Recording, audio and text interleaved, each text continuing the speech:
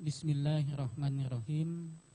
Assalamualaikum warahmatullahi wabarakatuh. Alhamdulillah, assalatu wassalamu ala rasulillah Sayyidina wa maulana Muhammad ibn Abdullah wa ala alihi wa ashabihi wa man tabi'ahum bi ihsanin ila yaumil qiyamah. Pemirsa saluran dakwah TV Islamic Center yang dirahmati oleh Allah Subhanahu wa taala, kita memanjatkan puji syukur kehadirat Allah Subhanahu wa taala karena hingga hari ini Sabtu 25 Juli tahun 2020 kita masih diberikan oleh Allah kesempatan untuk merasakan nikmatnya hidup di dunia ini dengan segala macam karunia yang Allah limpahkan kepada kita. Tadi pagi atau kemarin sore atau bahkan beberapa hari yang lalu, berapa banyak saudara kita yang sudah tidak bisa merasakan hari ini karena ia sudah masuk ke alam barzah, sudah meninggal dunia, dijemput oleh malaikat maut menghadap Allah Subhanahu wa taala. Maka ketika kita bangun pagi ini dan merasakan bahwa diri kita masih hidup, masih sehat, masih diberikan akal yang sempurna, maka kita wajib untuk senantiasa bersyukur kepada Allah Subhanahu wa taala. Nah, di antara cara kita bersyukur adalah dengan menggunakan usia yang tersisa ini betul-betul untuk kebaikan, betul-betul untuk mengabdi kepada Allah Subhanahu wa taala. Dan hari ini di akhir pekan ini kita diberikan nikmat lagi oleh Allah berupa acara yang insya Allah bisa menambah wawasan dan pengetahuan keislaman kita, yakni acara Muzakarah Fikih bersama guru kita Ustadz Mudassir Rahman. Pemirsa yang dirahmati Allah Subhanahu wa taala, mari kita gunakan waktu yang ada ini betul-betul untuk meningkatkan kualitas kehidupan beragama kita. Karena apa? Karena kita tidak tahu sampai kapan kita hidup, sampai kapan kita masih bisa diberi kesempatan untuk melaksanakan perintah Allah dan menjauhi larangan-larangannya. Nah, sedangkan untuk bisa melaksanakan perintah Allah dan menjauhi larangannya ini, kita harus paham ilmu agama, khususnya ilmu berkaitan dengan syariat, yaitu ilmu fikih, ya. Nah, oleh sebab itu di ujung pekan kita selalu menyuguhkan ke hadapan pemirsa. Mungkin ada di antara pemirsa yang sehari-harinya teramat sibuk dengan urusan-urusan yang lain. Ya, kita tidak mengatakan selalu urusan dunia, mungkin saja ada urusan-urusan lain yang juga penting, sehingga tidak sempat untuk meluangkan waktu ke majelis-majelis ilmu, tidak sempat membaca buku, tidak sempat untuk menambah pengetahuan. Nah, maka di Sabtu pagi menjelang siang ini mari kita sejenak duduk di depan channel TV Islamic Center, atau kalau yang tidak punya TV kabel silahkan buka di channel YouTube TV Islamic Center, judulnya TV Islamic channel Islamic Center Samarinda, ya. Jadi kalau TV-nya TV Islamic Center Kalimantan Timur, karena memang Yayasan Islamic Center ini di tingkat provinsi, ya. Tetapi channel YouTube-nya itu kalau saya lihat channel YouTube-nya adalah Islamic Center Samarinda. Nah, enggak tahu nih kenapa yang bikin channelnya agak beda, ya. Mungkin pada saat dulu itu bikin begitu saja, tidak disangka dan tidak diduga bakal populer sekali channelnya sehingga sudah ribuan itu subscribernya saya lihat. Nah, pemirsa yang dirahmati Allah Subhanahu wa taala, salawat dan salam semoga senantiasa Allah limpahkan kepada kekasih hati kita, manusia yang paling kita cintai dunia dan akhirat, yang ingin kita ikuti jejaknya dunia dan akhirat, yang ingin kita berkumpul dengannya nanti di hari kiamat dan masuk ke dalam surganya Allah Subhanahu wa taala. Beliau adalah Sayyiduna Muhammad sallallahu alaihi wasallam. Salawat dan salam juga buat keluarga beliau, sahabat-sahabat beliau, keturunan-keturunan beliau dan pengikut beliau termasuk kita hingga akhir zaman nanti. Pemirsa yang dirahmati oleh Allah Subhanahu wa taala, santan kelapa nasi belamak kata orang Banjar, ya. Jadi santan kelapa nasi belamak, tanggar di bara warnanya putih. Selamat berjumpa wahai saudara di acara Muzakarah Fikih. Wah, ini guru ada pantunnya. Baju baru jamur di taman, dilipati di tengah malam. Bersama guru Mudassir Rahman menambah pemahaman ajaran Islam. Ya, demikian pemirsa yang dirahmati Allah Subhanahu wa taala. Kita dengarkan sekarang penjelasan guru kita Mudatsir Rahman tentang bab fikih adalah tentang idul kurban ya guru ya. Kepada guru kita Ustadz Mudatsir Rahman, fal yatafaddal maskura. Silakan. Bismillahirrahmanirrahim. Assalamualaikum warahmatullahi wabarakatuh. Assalamualaikum warahmatullahi wabarakatuh. Bismillahirrahmanirrahim. Alhamdulillahirabbil alamin wassalatu wassalamu ala asyrafil anbiya'i wal mursalin sayyidina wa maulana Muhammadin wa ala alihi wa sahbihi ajma'in, amma ba'd. Pemirsa yang dimuliakan Allah Subhanahu wa taala dimanapun sampeyan berada, alhamdulillah, puji dan syukur kita haturkan kehadirat Allah Subhanahu wa taala atas segala limpahan nikmat, taufik dan hidayahnya, sehingga kita pada kesempatan kali ini dapat berjumpa di program yang insyaallah menambahi daripada ilmu agama kita. Salawat dan salam senantiasa tercurah banyak kepada junjungan kita Habibuna Sayyidina Muhammad sallallahu alaihi wasallam, dan juga kepada keluarga beliau, para sahabatnya, para pengikutnya dari dahulu sekarang sampai hari kiamat. Allah Subhanahu wa taala mengisahkan tentang Nabi Allah Ibrahim alaihissalam dan Nabi Allah Ismail alaihissalam, dan kisah ini diabadikan di dalam Al-Qur'an. Falamma balagha ma'u sa'yu qala ya bunayya inni ara fil manami anni azbahuka fanzur madza tara. Ya bunayya, kata Nabi Allah Ibrahim alaihissalam, wahai anakku, inni ara fil manam, sungguh aku bermimpi, anni azbahuka, bahwa aku akan menyembelih engkau. Tentunya mimpi Nabi itu adalah wahyu, bahagian daripada wahyu Allah Subhanahu wa taala. Fanzur madza tara, maka pikirkanlah apa pendapat engkau. Lalu apa jawaban anak yang berbakti kepada orang tuanya? Qala ya abatif alma tu'mar, wahai bapakku, laksanakanlah apa yang diperintahkan oleh Allah Subhanahu wa taala. Satajiduni insyaallahu minas sabirin. Insyaallah ulun sabar haja. Nah itu tah. Ya kan? Insyaallah ulun sabar haja. Nah, kemudian falamma aslama, kemudian ketika keduanya aslama, pasrah, tunduk, menyerah kepada ketentuan Allah, pasrah kepada perintah Allah, hukum-hukum Allah, watalla lil jabin, watallahu lil jabin. Kemudian Nabi Ismail dibaringkan untuk disembelih. Wa nadainahu ya Ibrahim, kami panggil, kami suruh ya Ibrahim, wahai Nabi Ibrahim. Qad saddaqta ru'ya, sungguh engkau telah membenarkan mimpi itu. Kadzalika najzil muhsinin. Nah, demikianlah kami akan membalas bagi orang yang berbuat baik, bagi mereka yang muhsinin. Inna hadza lahwal bala'un mubin. Wa fadainahu bidzibhin najin. Kemudian kami tebus Nabi Ismail itu dengan hewan sembelihan yang besar. Nah, dari kisah ini Allah Subhanahu wa taala menceritakan tentang bagaimana taatnya seorang nabi kepada perintah Allah Subhanahu wa taala, sekalipun perintah itu untuk menyembelih anaknya. Ya, tentunya di ending cerita itu diganti dengan seekor kibas.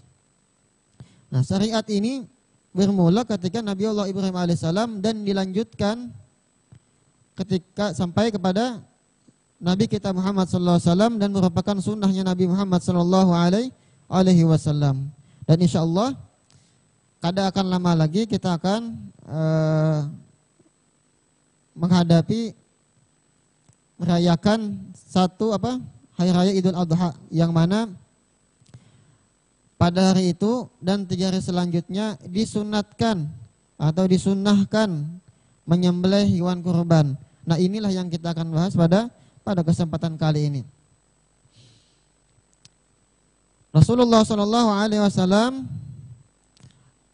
bersabda ma'amila adamiyun min amalin, tidaklah beramal oleh seorang manusia min amalin, daripada suatu amalan, yauman nahri, pada hari Idul Adha, ahabba ilallahi, nang paling dicintai kepada Allah Subhanahu wa taala.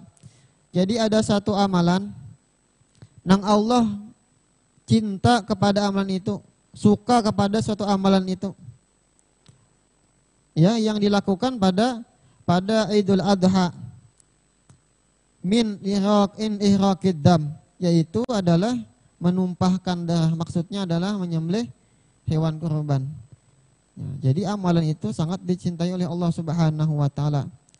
Nah, kemudian Nabi pun juga setiap 10 Dzulhijjah beliau selalu berkurban. Ya kan? Maka cukup bagi orang yang kuat mahabbahnya kepada Nabi Muhammad SAW mengetahui bahwa amalan itu pernah digawi Nabi, kemudian diperintah oleh Nabi, maka itu sudah fadilat yang paling utama sudah. Oh, ini amalannya pernah digawi Nabi, ya kan? Itu sudah fadilat, keutamaan yang paling utama. Nah, kemudian kita kadang membahas tentang apa balasannya, apa keutamaannya, karena guru yang lain sudah banyak menjelaskan tentang itu. Jadi kita fokus kepada hukum-hukum fikihnya, ya kan? Nah, hewan kurban atau ibadah kurban itu di dalam ilmu fikih itu disebut dengan udhiyah. Bisa juga dibaca idhiyah. Bisa juga dibaca dengan duhiyah. Nah, binatang yang akan disembelih pada hari Idul Adha, ya kan? Dengan tujuan mendekatkan dirinya kepada Allah Subhanahu wa taala, itu disebut namanya udhiyah. Nah, jadi ada orang menyembelih binatang pada tanggal 10, 11, 12, 13 Dzulhijjah, tujuannya untuk mendekatkan diri kepada Allah, berarti binatang itu disebut udhiyah. Atau kita bahasa kitanya itu namanya berkurban. Ya. Nah, ada juga binatangnya itu juga, tapi disembelih bukan pada tanggal 10 Dzulhijjah, tapi karena rasa syukur diberikan anak, itu disebut dengan akikah. Binatangnya itu juga namanya lain, ya kan? Nah, jadi tujuan utama daripada menyembelih hewan kurban itu adalah taqarruban ilallah, mendekatkan diri kepada Allah Subhanahu wa taala. Jadi itu utamanya. Tujuan utamanya adalah mendekatkan diri kita kepada Allah Subhanahu wa taala. Nah, adapun manfaatnya, nah itu namanya dampak sosial. Itu kita bisa bersedekah kepada tetangga, kerabat, sahabat dan lain sebagainya. Nah, bukan itu aja, manfaatnya juga ada, ya kan? Manfaatnya itu untuk meningkatkan, menggerakkan ekonomi. Nah, nyatanya dulu ya kan? Pedagang sapi lawan kambing sugihan, ya kan? Bayangkan aja, seekor sapi 20 juta, nama kurban 200. Berapa M duitnya? Nah, itu satu sunnah aja bisa menggerakkan ekonomi umat, ya kah? Sugihan ini bukan pedagang sapi ini, ya kah? Nah, bukan itu aja, bahkan penjual arang pun, tusuk sate pun juga mendapatkan manfaat daripada sunnahnya menyembelih hewan kurban ini. Nah, jadi amalan ini selain daripada mendatangkan manfaat, maslahat kepada umat, juga dicintai oleh Allah Subhanahu wa taala. Nah, selain daripada itu juga, ya kan, faedahnya orang yang menyembelih hewan kurban itu, setiap bulunya itu ditulis satu pahala, satu kebaikan. Likulli syahratin hasanatun. Setiap bulunya itu ditulis kebaikan. Dan juga setiap tetes darahnya itu pun jadi ditulis keampunan bagi orang berkorban itu daripada segala dosa-dosanya. Nah, jadi banyak faedah-faedahnya. Nah, kemudian kita kembali kepada fikihnya. Jadi di dalam bahasa fikih itu adalah udhiyah. Nah, udhiyah ini adalah binatang yang ingin disembelih pada 10 Dzulhijjah dan 3 hari selanjutnya. Binatang apa aja yang boleh disembelih? Yang pertama sapi, onta, sapi dan kambing dengan segala jenis-jenisnya. Nah, kalau sapi, kalau onta 5 tahun masuk 6. Sapi dan kambing kacang itu umurnya 2 tahun masuk 3, jalan 3. Dan kambing domba umurnya 1 tahun jalan 2. Nah, kemudian lagi apa? Berhubung udhiyah ini pasti hubungannya dengan penyembelihan, maka akan membahas juga tentang mau kada mau pasti membahas tentang masalah bab adzabaih, yaitu tentang penyembelihan. Yakah bagaimana menyembelihnya? Yakah siapa yang boleh menyembelih binatang hewan kurban? Yakah dengan apa ia boleh menyembelih alatnya? Yakah dan di mananya boleh menyembelih? Di batisnya kah? Kepalanya kah? Tembak kah? Ya kah? Nah, itu semuanya dibahas di dalam ilmu fikih. Nah, supaya apa? Supaya sembelihannya halal dan supaya sembelihannya dinilai ibadah kurban, ya kan? Ibadah kurban. Nah, kemudian lagi hukumnya apa? Ya kan? Tadi sudah disebutkan faedahnya, fadilatnya, ya kan? Pahalanya sekian. Nah, kemudian hukumnya. Nah, kan hadisnya ada, ayatnya sudah dibahas. Nah, kemudian hukumnya. Nah, ini hukum ini bagian ulama mujtahid. Nah, Imam Asy-Syafi'i, Imam Malik, Imam Ahmad bin Hambal berpendapat bahwasanya menyembelih hewan kurban itu hukumnya sunnatun muakkadatun, yaitu sunnat muakkad.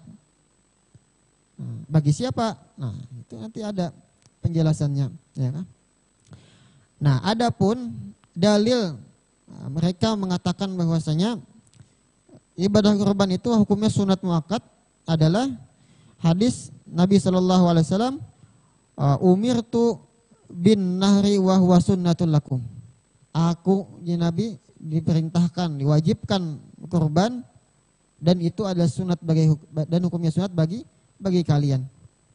Nah, adapun menurut pendapat Imam Abu Hanifah, menyembelih kurban itu hukumnya wajib.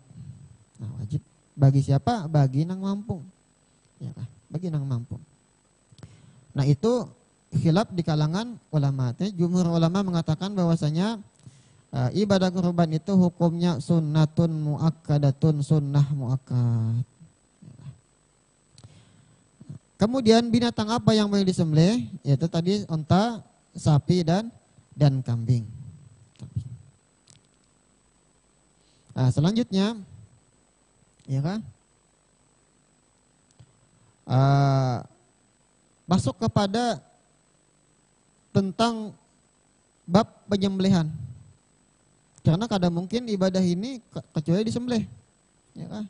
Jadi ada 4 rukun di dalam bab penyembelihan. Yang pertama adalah azibhu, cara menyembelihnya bagaimana. Yang kedua zabih, nang menyembelihnya siapa? Nang boleh. Yang ketiga yaitu zabih, binatang yang boleh disembelih itu binatang apa? Kemudian yang keempat alat untuk menyembelih. Yang pertama kita bahas sedikit yaitu tentang cara penyembelihannya. Ya kan, yang diwajibkan itu adalah putusnya 2 saluran. Pertama saluran nafas, yang kedua saluran makan minumnya. Apabila 2 saluran makan dan minumnya terputus, maka sahlah dia sebagai sembelihan, halal sembelihannya. Nah, apabila sembelihannya tidak habis, maksudnya masih ada sedikit lagi salurannya belum putus, lalu mati, maka sembelihannya kada halal. Jadi betul-betul putus 2 saluran napas tadi dan saluran makan. Disebut dengan hulukum dan saluran mar'i namanya. Nah, kemudian lagi orang yang boleh menyembelih, kemudian lagi apa? Syarat yang kedua, binatang itu mesti ada hayatun mustaqirrah. Nah, ada hayatun mustaqirrah. Hayatun mustaqirrah itu maksudnya adalah binatang yang mampu bertahan 1 hari atau 2 hari, ya kan? Berarti di dalam tubuhnya ada hayatun mustaqirrah. Nah, kalau binatang itu tahan hidupnya cuma sejam aja gini, lalu disembelih, nah itu kada sah sembelihannya, kada halal sembelihannya. Misalnya ada sapi, ya kan? Ditabrak oleh mobil, ya kan? Lalunya apa? Sakaratul maut, dikira-kira ini kan sampai sehari mati, mungkin 2 jam 3 jam mati. Nah ini kan ada sah lagi disembelih dah, ya kan? Ada sah lagi sembelih. Nah itu.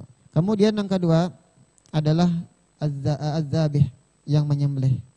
Maka yang disyaratkan sahnya sembelihan itu adalah orangnya Islam. Orangnya Islam atau ahlul kitab, Nasrani atau Yahudi yang asli beriman kepada Taurat dan Injil. Nah, adapun saat ini, nah sudah kada dianggap lagi. Jadi satu aja, yaitu orang yang penting yang menyembelih itu Islam, maka sah sembelihannya. Dan ia sanggup untuk menyembelih, ya kan? Walaupun ia belum balik, tapi ia ada kemampuan untuk menyembelih, sah. Yang penting Islam. Nah kemudian lagi yang ketiga adalah zabih, binatang yang boleh disembelih itu binatang apa? Nah ini adalah setiap binatang daratan, ya kan, nang halal dimakan, nah, kayak ayam, sapi, ya, kambing, nah, yang halal. Kalau yang kada halal tetap juga kada halal juga walaupun disembelih. Nah adapun binatang laut, binatang sungai itu kada perlu disembelih, ya kan? Kada perlu disembelih. Nah kemudian alat untuk menyembelih. Nah, alat untuk menyembelih adalah setiap sesuatu benda yang tajam yang bisa memutuskan 2 saluran tadi, maka sah digunakan untuk memotong kurban, kayak pedang, pisau, ya kan? Kayak mandau. Yang penting bisa memutuskan 2 saluran tadi, atau sembilu boleh juga, yang penting tajam. Kecuali gigi, tulang, ya kan? Atau tanduk, atau kuku. Nah, itu kada boleh tak menyembelih binatang pakai tulang lalu diasah sampai tajam, itu kada boleh. Nah, selain daripada 3 macam ini boleh. Nah, kayak misalnya pakai pahang, ya kan? Pakai lading, yang penting tajam. Yang penting apa? 2 saluran tadi terputus, maka sahlah ia sebagai sembelihan. Nah, ketika masuk kepada bab udhiyah, maka disyaratkan lagi apa? Bagi orang yang berkorban itu niat, ya, niat. Jadi niat, berniatnya, ya kalau nanti kita dibahas tentang kalau misalnya kada bisa berkorban, kada bisa menyembelih kurban, disunatakan mewakilkan kepada yang bisa, ya kan? Nah, walaupun hukum asalnya adalah sunat bagi orang yang ingin berkorban itu menyembelih sendiri kurbannya. Jadi ingin nama kurban, ingin nama menyembelih, itu sunat. Tapi bila kada bisa, maka dianjurkan untuk mewakilkan kepada orang lain. Nah ini pun ada ilmunya juga. Nah kemudian lagi disunatkan bagi yang berkorban itu apa? Memilih binatang nang sehat, ya kan? Nang tidak ada cacat, aib, yang bisa mengurangi daripada kualitas dagingnya. Ya, disebutkan dalam kitab itu ada 4 macam, ya kan? Yang pertama kada sah kurban dengan binatang yang picak. Nah, picak itu yang buta sebelah matanya. Ini kada boleh, kada sah. Apalagi 2 belah mata. Nah kemudian kada sah juga binatangnya tuh sakit, garing. Kalau sedikit kada masalah, kayak behingusan kada masalah. Ini garing sakit, nyata sakitnya, kelihatan kurus benaknya, ya kah? Garing. Garing kenapa misalnya? Corona kah? Wallahu alam, ya kah? Belum ada lagi masalah itu. Yang ketiga, kenapa? Al-maridah, al-bayyinu maraduha, yang sakit binatangnya, ya kah? Nah kemudian yang ketiga tadi apa? Yang pincang, kada sah juga dijadikan hewan kurban. Kalau dijadikan gesan makan kada apa-apa, tapi gesan kurban kada boleh nang pincang. Nah pincangnya itu pun nanti dibahas juga. Kemudian lagi yang apa lagi? Yang kurus, nang kurus kering kada berdaging. Nah juga kada sah juga dijadikan hewan kurban, ya kan? Karena kurban itu, ya kan? Tujuannya apa? Untuk mendekatkan kita kepada Allah Subhanahu wa ta'ala. Tentulah binatang nang dijadikan kurban itu nang sehat, ya kan? Jangan sampai binatang nang cacat, nang buta, nang bakurap, nah jangan kada sah jadikan hewan kurban. Jadi kurban kada sah, tapi mun geus dimakan sah aja.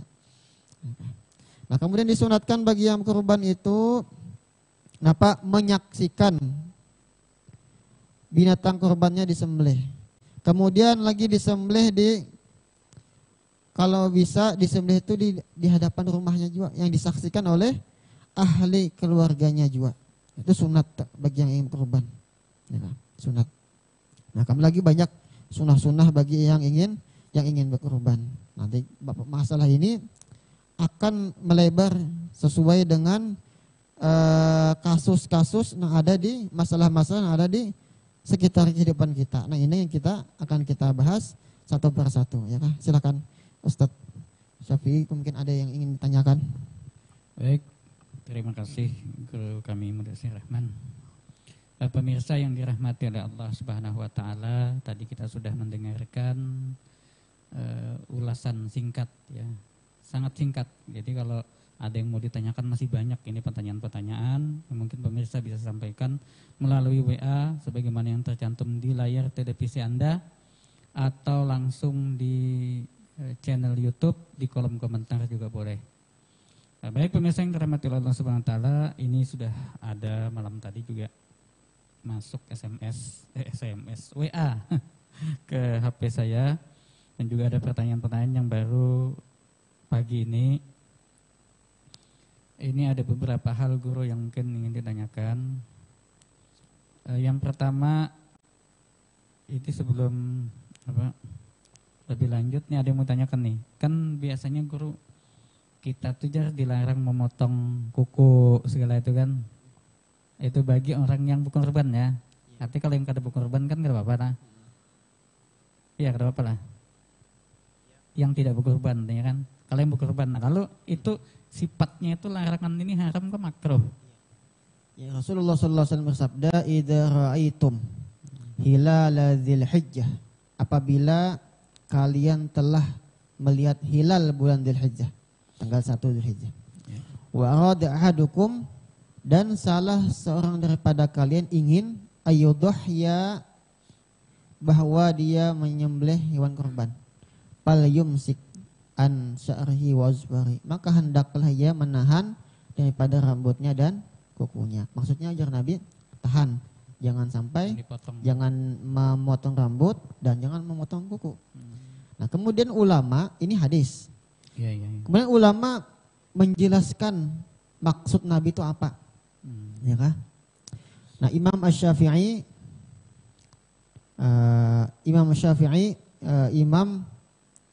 Malik berpendapat bahwasanya bagi orang yang ingin berkurban disunatkan tidak memotong kuku dan tidak memotong rambut atau mencabut bulu-bulu yang ada di awak. Hukumnya sunat. Jadi maksudnya sebaliknya, bilanya dipotong kuku makruh hukumnya. Makruh ya kan, makruh.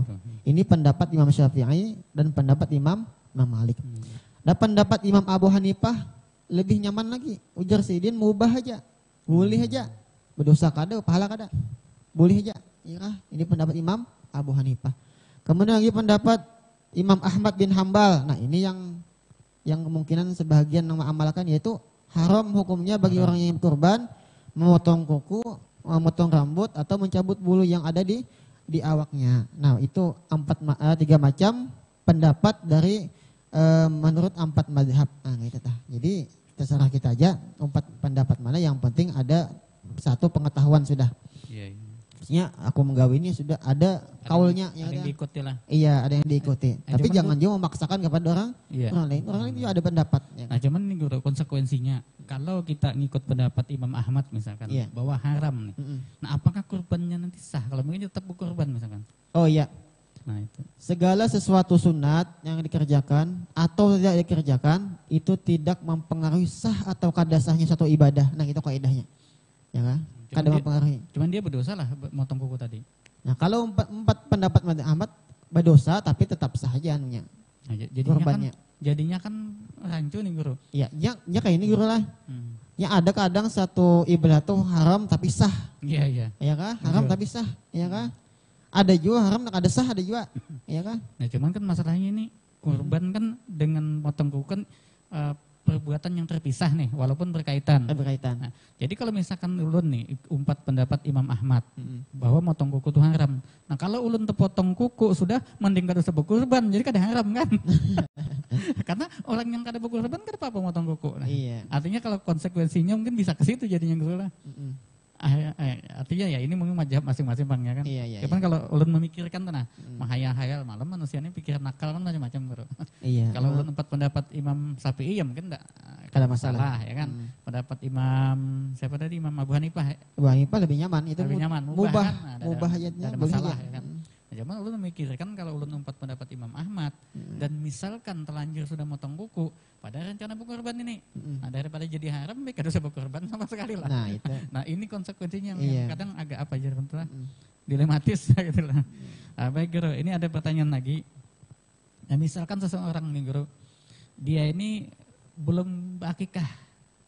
Waktu dulu kan orang tuanya kada mampu mengakikahkan apa. Nah, suatu ketika dia mampu beli hewan buat berkurban. Bolehkah dia berniat sekaligus akikah dan kurban atau nanti dia berakikah dulu baru dia boleh berkurban atau sebaliknya boleh aja berkurban akikahnya belakangan gitu. Nah, ini yang mana yang menurut? Jadi pertanyaannya mungkin kayak ini, bolehkah menggabung dua niat untuk satu sembelihan? Iya. Akikah dan kurban atau udhiyah. Nah, di sini ada khilaf dari ulama, yaitu yang pertama pendapat Imam Ibnu Hajar sini berpendapat bahwasanya menggabung dua niat itu, niat akikah dan niat udhiyah itu kada boleh. Jadi nang sah itu sebutin aja kena. Satu aja dapatnya. Nah, kemudian pendapat Imam Romli ujar sidin sah aja menggabung dua niat bagi satu ekor sembelihan. Boleh sekaligus niat korban iya juga, niat akikah ini juga boleh juga, iya kah? Boleh juga. Karena ujar sidin keduanya ini sama aja sedekah juga maknanya. Ya kan, walaupun sebabnya beda. Ya kan? Yang pertama kan sebabnya 10 Dzulhijjah. Yang kedua sebabnya karena apa? Mensyukuri nikmat dapat anak atau untuk mengkodok bahwasanya dahulunya belum akikah. Nah, dari dua macam ini tentulah menyesuaikan lagi kita dengan keadaan kita.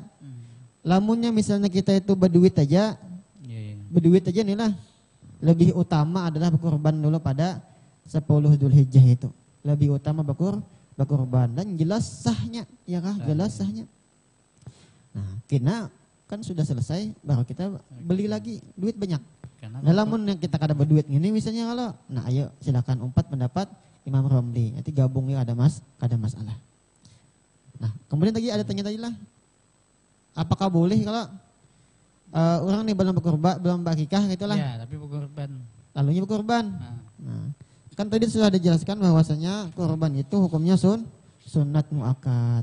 Akikah pun juga hukumnya sunat muakkad. Sunnah dengan sunat itu tidak saling menjegal. Ya kah?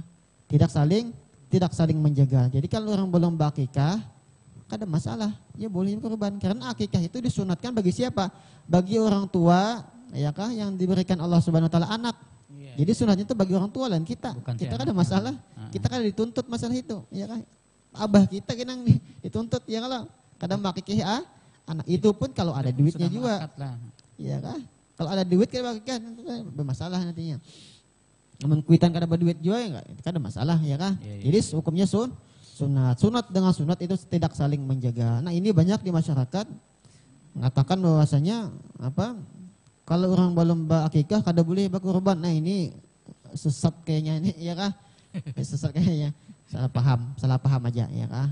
Salah paham. Ada juga yang kayak ini kalau kawin misalnya lo kalau belum berakikah kada boleh kawinnya. Wah, makinnya ya kah? Sakit kepala kita. Ini kada juga, salah paham juga. Iya. Jadi kan masalah. Jadi akikah itu sunat. Sunat berarti lah.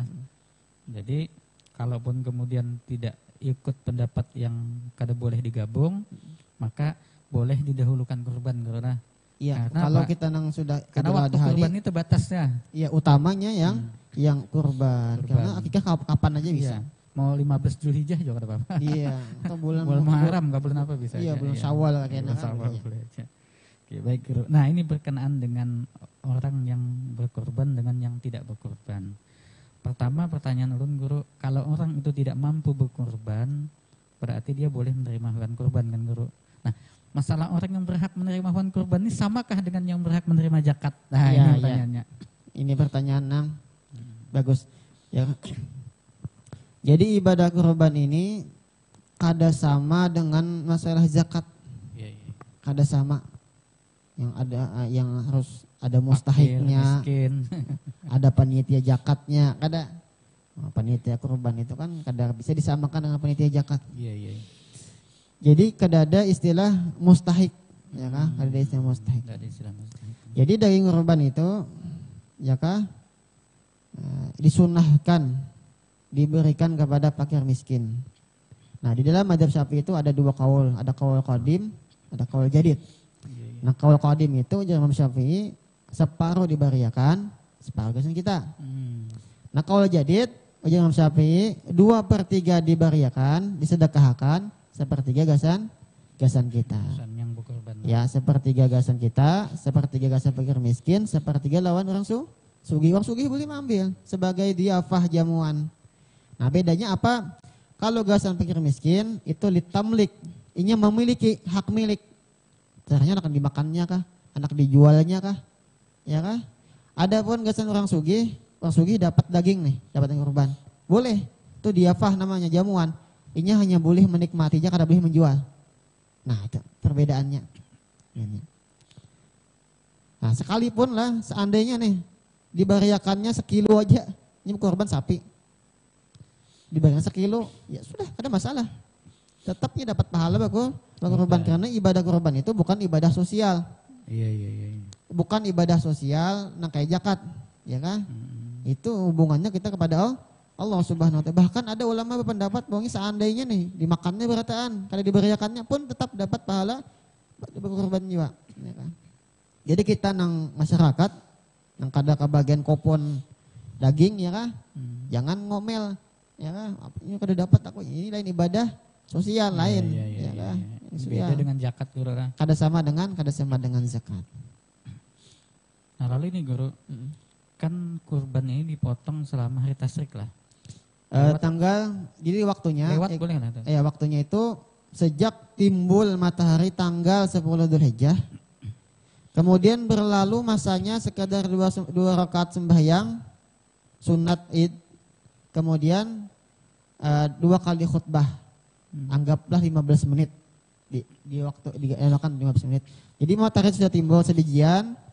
Kemudian berlalu 15 menit sah sudah. Binatang kurban itu disembelih. Sekalipun belum sembahyangan lagi di masjid. Oh, gitu. Ya kan? Jadi di mazhab Syafi'i syarat sahnya itu kada disembahyan di waktunya itu. Tapi mazhab lain kena syaratnya itu sembahyang. Ya kada sembahyang kada boleh menyembelih kecuali kena imbah zuhur. Nah, kalau mazhab Syafi'i kada. Yang penting matahari sudah timbul. Ya kan? Kemudian berlalu sembahyang 2 rakaat. Sekedar sembahyang 2 rakaat dan 2 kali khutbah, anggaplah 15 menit atau 20 menit, dah boleh disembelih. Walaupun belum sembahyangan lagi, walaupun imamnya kada sembahyang, walaupun yang berkorban kada sembahyang Id, ya kah? Iya. Tetap sah sembelihannya.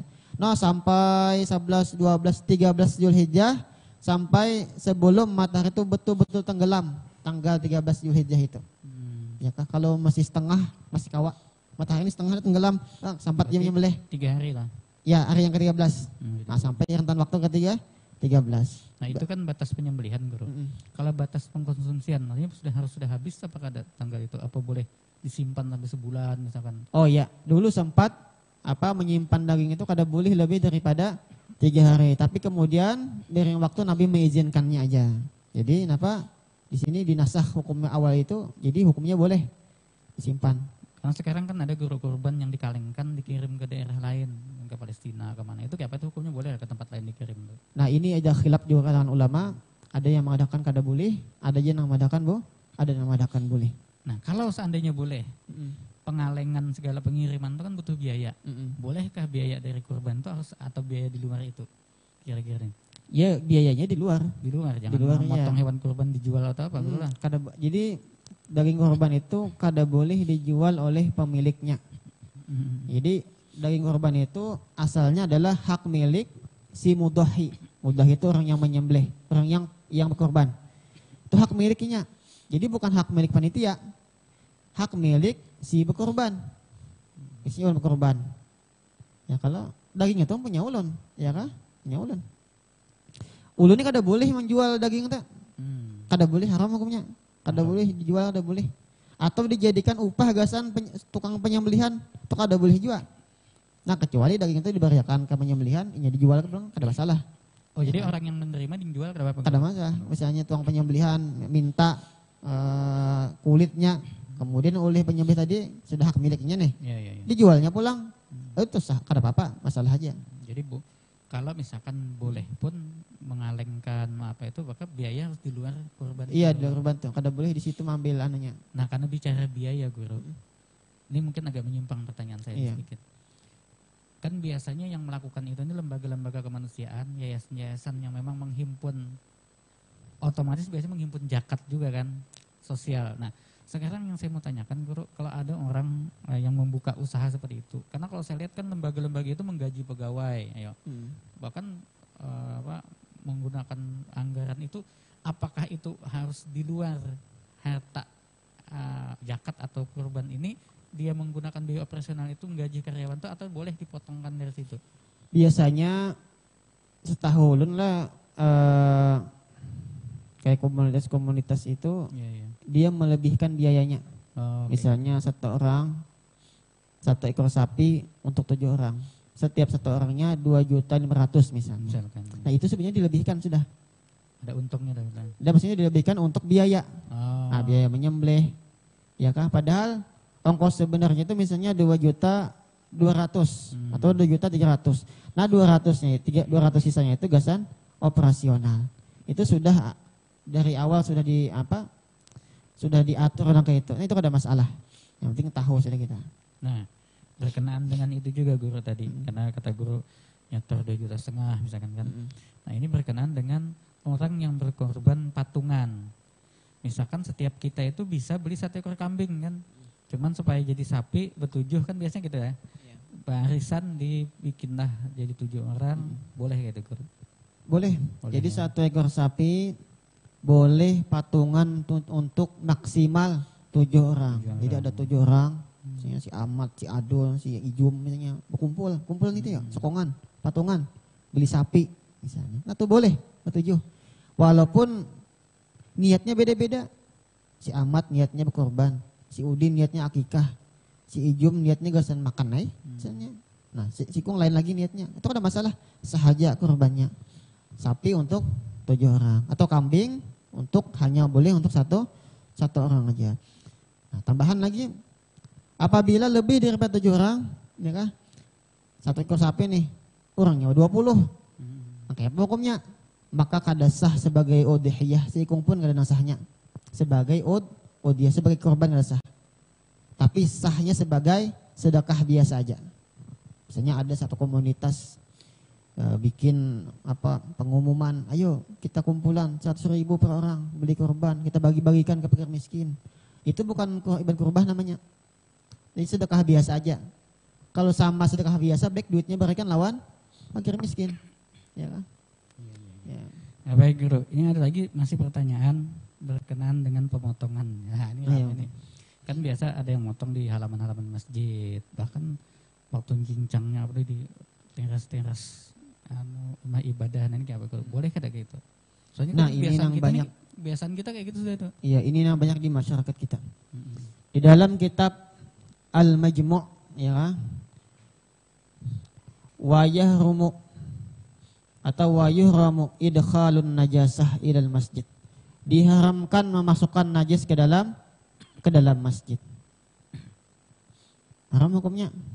Di dalam kitab Khasyah Abu Jahrim itu disebutkan juga wa yuhramu idkhalun najasah walau jafan, sekalipun najis itu kering. Kemudian mana batasan masjid? Nah, itu yang kita bahas. Batasan masjid itu termasuk juga rohbah. Rohbah itu pelataran teras masjid, itu masuk juga hukum masjid. Kada boleh memasukkan najis di situ. Kada boleh orang junub juga di situ berdiam, ya kan? Dan boleh di pelataran masjid itu i'tikaf. Nah, kan orang memotong-motong daging itu kan ada darahnya. Ada darahnya masih ya kan. Itu sama hukum memasukkan najis ke dalam masjid. Hukumnya haram, ya kah? Jangan dijadikan masjid itu tempat penyembelihan sapi, ya kah? Kada layak. Termasuk juga halaman masjid. Halaman masjid itu kan tanah yang semen lah. Itu ada kalanya tanah itu diwakafkan untuk masjid. Ada kalanya tanah itu dibeli dengan uang masjid. Nah, apabila dua macam ini, maka kada boleh menyembelih binatang kurban itu di situ. Itu namanya menyalahgunakan wakaf, menyalahgunakan harta masjid. Apabila tanahnya itu adalah tanah wakaf umum, ya boleh, bisa umat Islam. Nah, boleh. Atau tanahnya itu kada diketahui, timbul ada aja dia mulai bahar sudah situ. Kada tahu wakaf kah apakah kada tahu. Nah, itu boleh juga. Nah, yang kada boleh tadi apa? Wakaf atau harta masjid. Nah, usahakan jangan di halaman masjid dan jangan di pelataran masjid. Ini haram hukumnya dan menyalahgunakan harta masjid. Karena harta masjid itu khusus gasan keperluan masjid saja. Ya kah? Kada boleh misalnya karpet ambal digunakan gasan orang bedangdutan misalnya, kada boleh. Atau tenda masjid dipakai gasan pengantinan, kada boleh juga, ya kah? Jadi wajib tuh ditegur, ya kah? Nangka itu lah di dalam kitab. Baik, pemirsa yang dirahmati oleh Allah Subhanahu wa taala, itu tadi percakapan kita dengan Guru Mudasir Rahman menyangkut masalah kurban, ya. Sementara ini belum ada lagi pertanyaan yang masuk.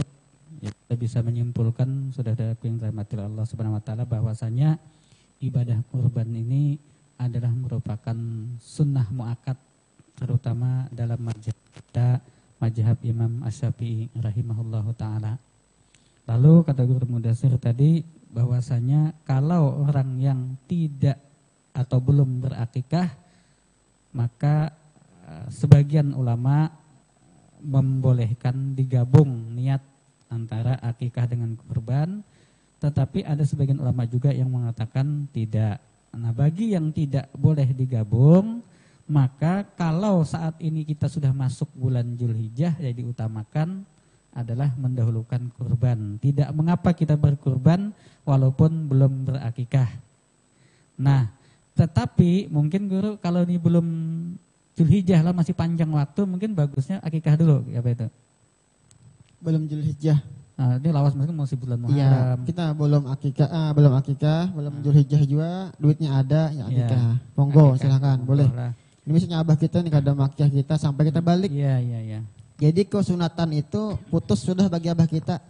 Jadi bagi kita boleh anak akikahi boleh, anak kada juga, kada apa. Tapi anak akikah bagus juga, ya kah? Jadi boleh aja, bilanya ada kesempatan, ada duitnya, ya silakan akikah. Ya kah? Tambahan lagi lah. Untuk daging kurban, bagi yang berkurban itu disunatkan memakan, ya, walaupun sedikit. Dan disunatkan lagi apa? Memakan hatinya. Jadi hati sapi itu atau hati kambing itu sunat dimakan oleh yang berkorban. Itu tafaulan, ya bagi penghuni surga. Karena nanti orang nama surga itu suguhan pertama itu nanti hati. Iya. Jadi hati itu yang pertama kali disuguhkan lawan orang yang masuk surga. Jadi kita tafaulan, tafaul itu kayak menyamakan lah. Ya, mudah-mudahan kita masuk ke dalam surga. Itu bagi akikah, bagi ibadah kurban yang sunat. Kalau ibadah kurbannya itu wajib, kada boleh inya itu 4 makan di situ, walaupun sedikit. Nah, ibadah yang wajib itu adalah ibadah yang dinazarkan. Ibadah dinazarkan itu terbagi 2. Ada nang nazar hakikatan, ada nang nazar bil hukman. Misalnya benazar, aku misalnya benazar, ini sapi ini aku nazarkan untuk kurban, maka hukumnya jadi wajib. Misalnya. Ya, baik. Maka bagi orang yang berkurban, nazar itu kada bolehnya makan, kada anak boleh. bininya pun kada boleh makan. Orang yang wajib menafkahi. Sekeluargaan kada boleh lah. Yang kedua, nazar bin hukmi. Nah, ini yang banyak kada tahu. Nazar bin hukmi itu kayak ini. Misalnya ada orang bertakun. Sapi kam lah, sam kurban kah jar? Sapi ini gasan berkurban. Nah, ketika mengucapkan bahwasanya sapi ini gasan berkurban, maka jadilah nyatu nazar bin hukmi. Orang itu kada boleh makan. Kada boleh makan dagingnya itu sebelum sedikit. Anak bininya pun kada boleh makan juga. Karena ucapan tadi itu menjadikanlah ibadah kurban itu jadi wajib. Ini sapi ini gasan berkurban. Nah, itu ucapannya. Makanya jangan sampai ketinggalan apa? Sapi ini atau kambing ini adalah hewan kurban sunat. Nah, sunatnya itu jangan ditinggal. Makanya waktu berniat nawaitu, ya kan? Nawaitul udhiyatan masnunah. Aku sahajaku berkorban sunat. Nah, itu bahasa Indonesianya. Nawaitu udhiyatan masnunah bisa juga. Nah, itu nawaitu ada sunnatal udhiyah, sunnatil udhiyah. Sahajaku menunaikan sunat berkorban. Jadi sunatnya jangan ketinggalan. Apabila ketinggalan maka jadilah korbannya itu menjadi korban wajib. Ini yang kada boleh makan. Anak bininya pun kada boleh makan. Bila nya mau makan, seandainya dia mau makan, makannya wajib mengganti seapanya mau makan. Lalunya ganti daging, nuker daging di pasar pulang, berikan pulang kepada miskin. Nah, ini nggak banyak orang kada tahu, ya kah? Ini masalah niat ini nah. Masalah niat. Ini bisa menjadikan daging itu menjadi wajib jadinya. Nang inya kada boleh empat makan situ. Ya kita menjulung apa? Menjulung hewan kurban ke panitia. Wakil adalah, nah aku wakilkan kepada engkau untuk menyembelihkan hewan kurban sunatku. Nah itu ucapannya. Bilanya kada tertinggal sunatnya itu, maka jadilah ini tuh apa? Kurban wajib. Itu tegaskan negara sunnahnya terus ditegaskan nah. Jadi harus tegas, dinyatakan, dilafazkan, ya kan? Diucapkan. Ini ibadah kurban sunat. Nah, sahajaku berkorban sunat. Nih, saya karena Allah Ta'ala. Nah, sudah. Kapan berniatnya? Nah, pertama ketika menyembelih, boleh. Atau sebelum menyembelih, boleh juga. Atau ketika menyerahkan kepada panitia atau kepada wakil, itu boleh juga niatnya. Ya kan, yang abda itu waktu menyembelih, masuk menggayat tuh nah. Itu sunat. Boleh juga sebelumnya, kayak zakat. Berniat dulu hanya dulu. Atau puasa, berniat dulu hanya puasa. Kayak itu juga kurban boleh juga berniat dulu. Iyalah, nyatakan sajaku berkorban sunat karena Allah Ta'ala sudah. Tinggal dilongai lagi. Nah, tolong sembelihkanlah. Nah, sudah. Ya baik pemirsa yang dirahmati oleh Allah Subhanahu Wa Taala. Terima kasih banyak Guru Mudassir. Kita sudah sampai di penghujung acara Muzakarah Fikih membahas mengenai kurban. Ya baik, sebelum kita menutup siaran ini, saya ingin menyampaikan pesan kepada pemirsa yang dirahmati Allah Subhanahu Wa Taala. Ambilkan air bersih di atas batu, lalu siramkan ke pohon kurma. Saksikan Muzakarah Fikih setiap hari Sabtu untuk menambah pemahaman ilmu agama. Subhanakallahumma wa bihamdika asyhadu an la ilaha illa anta astaghfiruka wa atubu ilaik. Wallahul muwaffiq ila aqwamit thariq. Wassalamualaikum warahmatullahi taala wabarakatuh. Waalaikumsalam.